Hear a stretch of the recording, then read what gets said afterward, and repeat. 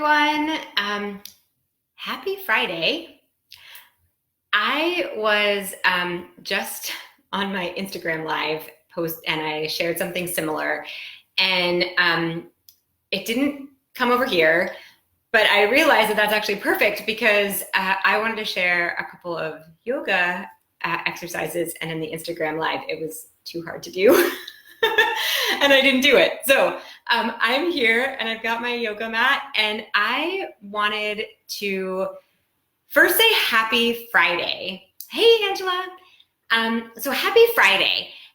What I realized, if you're like most of us these days, you're like, is it Friday? But is it really Friday? And if it wasn't for my Google Calendar, I probably wouldn't remember that it's Friday either. But yes, it is. And so I was thinking about this, like how in the past we've been like, oh, thank God it's Friday, and all of the,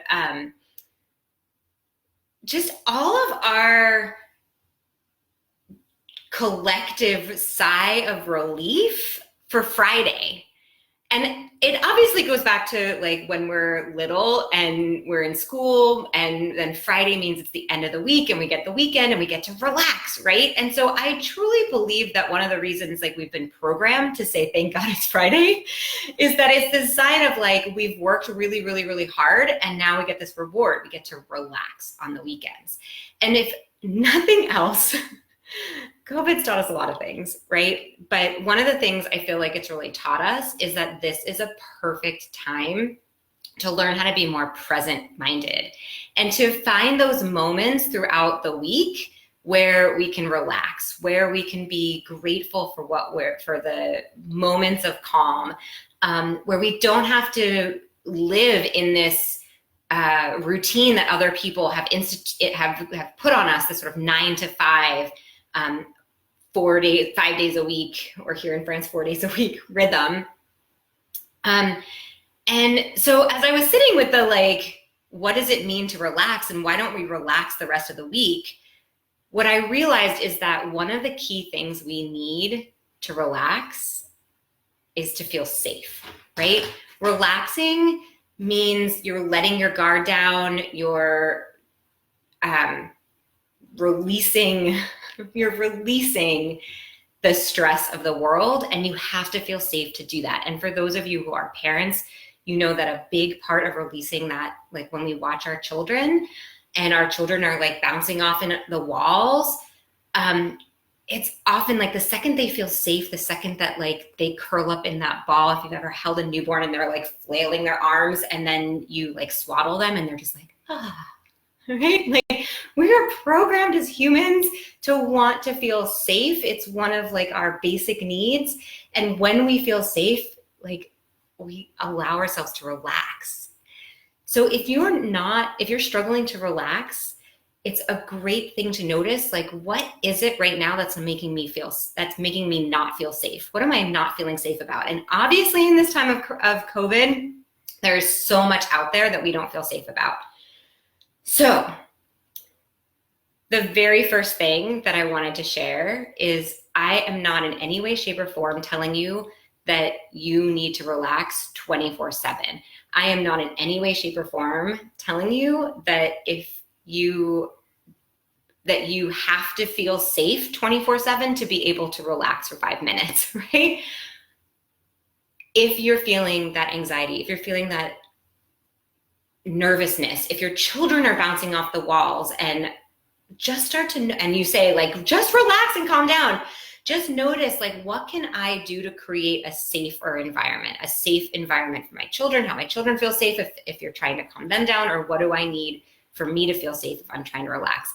And give yourself permission to do it for 1 minute or 3 minutes or 5 minutes, right? You do not need to relax forever because it's just not reality. So here are 3 yoga poses that are amazing to help children relax. I have seen in my yoga classes, when I tell kids they can get into these postures and we turn off the lights or turn on the music, they wiggle and then they settle themselves down, right? It's like the big giant swaddle. So I've got my mat here so I can share them with you. Hey, Callie. All right, so the very first pose is child's pose, okay? So, and this works for adults and children, right? So you're just gonna get on your knees and put your head down, and you can put your hand at your side or put them out in front of you.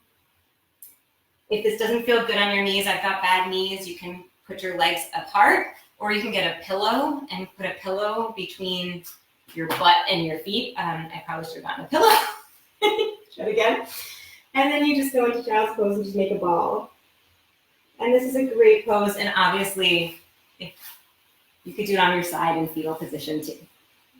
This is not comfortable at all without a pillow. This does not make me relax. So I am much more relaxed this way in the absence of a pillow. That's number one, child's pose. Number two, hey Julia. Number two is, it's called Shavasana, corpse pose. I like to call it resting pose because let's be real, if you tell a child to get into corpse pose, that's not a conversation you want to have. So, so resting pose, and just like lying down on your back, hands at your side, and just let yourself take a couple of deep breaths. Now, if you're not feeling safe in this position, I have a weighted blanket. I love my weighted blanket. So I will sometimes put my weighted blanket on me because it's like that baby swaddle, right? It's that little extra weight that pushes down on my chest and says you're safe. For children in my yoga classes, and for my kids at home too, on their side, if they have like a stuffed animal, something that, or you, it's great to do this with your child.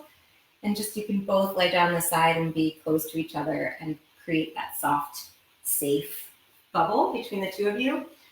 And then the third one is called legs up the wall. And it's just putting your legs up the wall, right? So it's probably not the best wall to do it, but it's all I got for now. So you're just gonna lie with your butt up against the wall and then put your legs up the wall, hands at your side. And this is another really great pose. And you just let gravity pull you down. And if this doesn't feel good on your lower back, you can bend your knees. You can put your knees out to the side like this. And just take some deep breaths. And again, I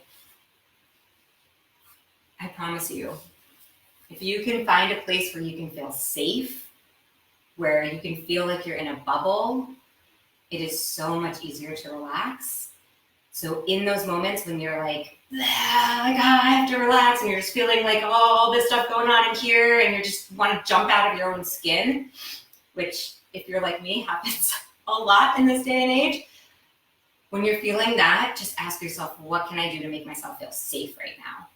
Because 9 times out of 10, those feelings are not going to go away if you are feeling like you're not safe, like you can't relax because there's too many things coming at you and you have to be aware for them. Give yourself 1 minute. You can set a timer. 2 minutes, 5 minutes. These are not poses that you need to do for a long period of time. The more that you can relax, even if it's 1 minute at a time, the more you help your nervous system to release and to rebalance itself. So I'll do those 3 postures again. So number 1, child's pose. Just do them. Child's pose. Number 2, resting pose. Just lying on your back or on your side. And number 3, legs up the wall. I love doing this in bed, by the way. Legs up the wall. It's my favorite pose to do before I go to bed, to just kind of let the day go. Those are your 3 poses. I am wishing you lots of love, lots of hope, health, happiness, and safety, and I will see you soon. Happy Friday. Bye. And it's live, so I don't know why I'm saying bye. I still have to walk over here and turn it off. Bye again.